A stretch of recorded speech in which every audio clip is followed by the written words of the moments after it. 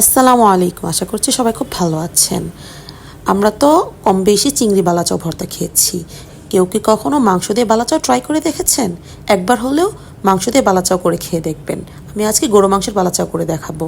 আপনারা চাইলে মুরগি দিয়েও ট্রাই করতে পারেন। আমি গরু মাংসগুলোকে ফার্স্টেই হাফ কেজি পরিমাণ একদম পাতলা পাতলা চিকন চিকন করে কেটে নিয়েছি। তার মধ্যে 1 চা চামচ আদা রসুন বাটা, 1 চা চামচ হলুদ গুঁড়া, মরিচ গুঁড়া, ধনিয়া গুঁড়া ও জিরা গুঁড়া দিয়ে মেখে নিচ্ছি। এর মধ্যে লবণ দিব না, লবণটা একদম লাস্টে দিবে। এখন লবণ দিলে পানি উঠবে। আধা ঘন্টা ম্যারিনেট করে রেখে দিচ্ছি। তারপর ভাজার আগ দিয়ে লবণ দিব। এই তো এখন আমি তেল পরিমাণ মতো দিয়ে বেরেস্তা করে নিব। এই তো দেখতে পাচ্ছেন পেঁয়াজগুলো দিয়ে দিচ্ছি। একদম চিকন চিকন করে কেটে নেবেন, তাহলে বেরেস্তাটা করতে ইজি হবে। তারপর আমি 1 চা চামচ চিনি দিয়ে দিচ্ছি আর হাফ চা চামচেরও কম লবণ দিয়ে দিচ্ছি, তাহলে বেরেস্তাটা সুন্দরভাবে মোচমোচা হবে। এই তো কালারটা চেঞ্জ হয়ে গিয়েছে, দেখতে পাচ্ছেন। এখন আমি তুলে নিব। এই দেখতে পাচ্ছেন কতটা সুন্দর হয়েছে মাশাআল্লাহ কালারটা। তারপর আমি 10-15টার মতো শুকনো মরিচ ওই তেলেই ভেজে নিচ্ছি। এই তো আমার ভাজা কমপ্লিট। আমি এখন শুকনো মরিচগুলো তুলে নিচ্ছি। আপনারা এই ভর্তাটা বাসায় একবার হলে ট্রাই করে দেখবেন। পোলাওর সাথে, সাদা ভাতের সাথে অসম্ভব মজা লাগে।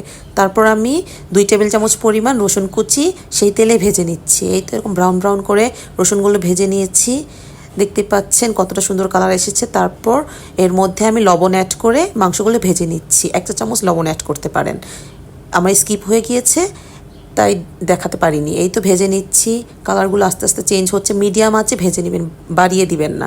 বাড়িয়ে দিলে ভিতরটা সিদ্ধ হবে না। এই তো মিডিয়াম আঁচে আমি একদম লাল লাল কড়কড়া করে ভেজে নিয়েছি। এখন আমি তুলে নিচ্ছি। তার মাঝখানেই দেখলেন আমি শুকনো মরিচগুলো চিলি ফ্লেক্স করে নিয়েছি। এই তো তুলে নিলাম। এখন ঠান্ডা হওয়ার জন্য ওয়েট করতে থাকবো।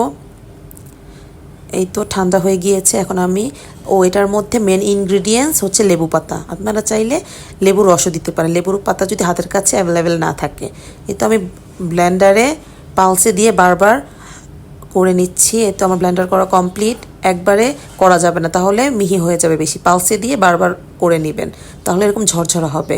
তারপর সরিষার তেল 3 টেবিল চামচ পরিমাণ দিয়ে তার মধ্যে তেজপাতা, লেবু পাতা, দারচিনি আর হচ্ছে এলাচ দিয়েছি। সরি, এলাচ দেইনি, এলাচ না দিলেও চলবে।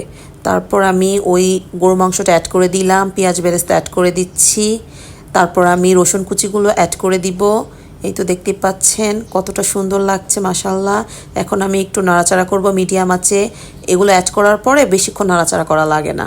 এই তো তারপর আমি 2 টেবিল চামচ পরিমাণ চিলি ফ্লেক্স দিয়ে দিচ্ছি। ঝালটা আপনাদের পছন্দ মতো দিবেন। এই তো নাড়াচাড়া করে এখন আমি টেস্টিং সল্ট দিচ্ছি টেস্টটা বাড়ার জন্য। তারপর বিট লবণ দিচ্ছি হাফ চা চামচেরও কম। তারপর একটু চিনি দিয়ে দিব লাস্টে, তাহলে খেতে অসম্ভব মজা লাগে। তো কালারটা কতটা সুন্দর এসেছে মাশাআল্লাহ। আপনারা বাসায় একবার হলেও ট্রাই করে দেখবেন, আশা করছি নিরাশ হবেন না। অসম্ভব মজা হয়। সবাই ভালো থাকবেন, সুস্থ থাকবেন আর আমার জন্য দোয়া করবেন আর আমার চ্যানেলটার পাশেই থাকবেন। আসসালামু আলাইকুম।